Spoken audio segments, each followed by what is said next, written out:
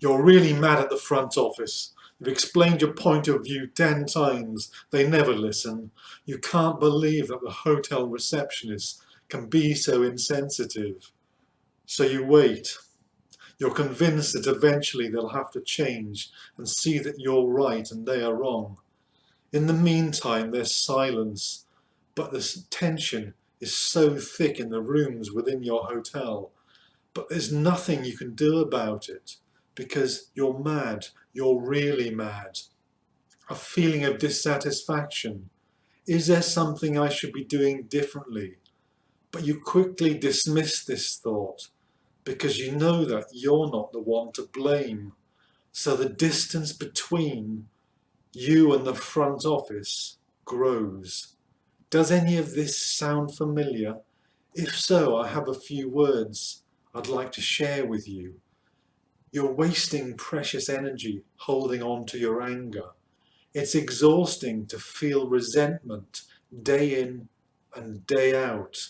It's bad for your health and it's hard on your spirit. There's a much better way to view things when you get stuck like this in the hotel. If one person changes, the other one does too. It really doesn't matter who starts first. I worked with a hotel housekeeper who was very distressed with the front office receptionists. She felt they spent very little time working together. This infuriated her. Inevitably, their relationship was strained.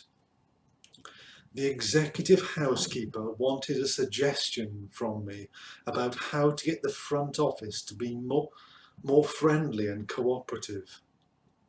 I told her that I could completely understand why she was frustrated and that if I was in her shoes, I would feel exactly the same way. However, I wondered if she could imagine how the front office team might feel about her behaviour. They probably wish that they didn't have to see me, she said. Precisely, I suggested that she tried an experiment. Next time you come into work, surprise the front office with an affectionate greeting. Don't complain, just tell them you're happy to see them. Do something kind or thoughtful that you haven't done in a long time, even if you don't feel like it. You mean like making them a cup of tea? I used to do that a lot. That's exactly what I mean, I told her, and we discussed other things she might do as well. She agreed to give it a try. 2 weeks later, she returned to my office and told me the results of her experiment.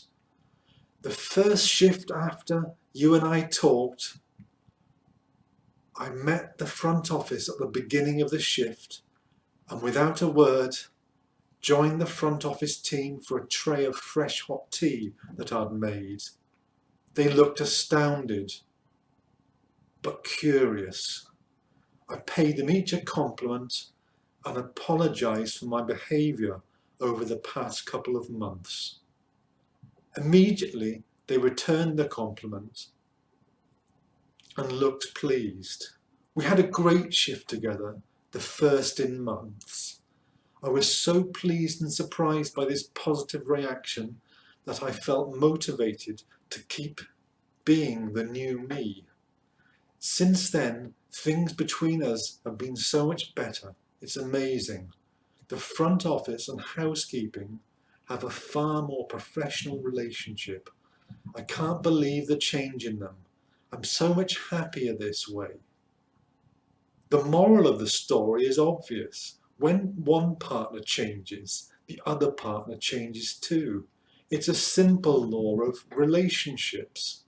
If you aren't getting what you need or want from a relationship, instead of trying to convince them to change, why not change your approach to the situation? Be more flexible and creative. You might be pleasantly surprised. Look, life is short. Make your relationships the best they possibly can be. Stop waiting for the other person to change in order for things to get better. Try it. You'll like it. Speak to you soon.